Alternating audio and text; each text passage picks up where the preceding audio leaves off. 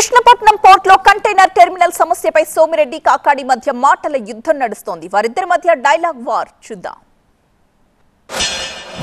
అదానీ గారికి ఆఖరికి మేము ఇప్పటికి ఎవరి కాళ్ళు పట్టుకోలే. మంత్రి పదవులకి వేరే పదవుల కోసం కూడా ఏ రోజు మా వ్యక్తిత్వాన్ని మేము చంపుకోలే. డబ్బులు సంపాదించే దానికోసం చేయలే. ఉన్న ఆస్తులైనా అమ్ముకున్నాం కానీ అక్రమ సంపాదన కోసం ఒక్క మెట్టు కూడా దిగలే. కానీ ఇప్పుడు మా రైతుల కోసం, మా బిడ్డల కోసం అదానీ గారి కాళ్ళు పట్టుకుంటానని చెప్పా. అందుకంటే ఏం చేయమంటారో చెప్పండి. మీ కాళ్ళు పట్టుకుంటామనే కాడికి వచ్చా జనం కోసం. దయచేసి మంచి మనసుతో అర్థం చేసుకోమని వేడుకుంటున్నాను.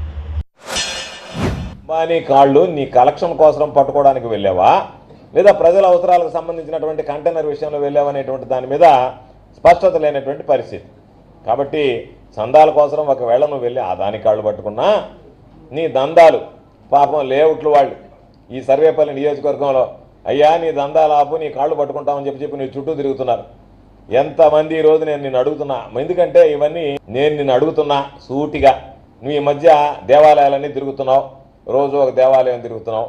అదే దేవుడి మీద నీకు నమ్మకం ఉంటే, నువ్వు నిజంగా భక్తుడివే అయితే ఇదిగో ఈ నెల రోజుల లోపల నేను ఒక్క రూపాయి అవినీతి సొమ్ము సంపాదించలేదు, తాకలేదు అని చెప్పి నువ్వు ప్రమాణం చేస్తావా?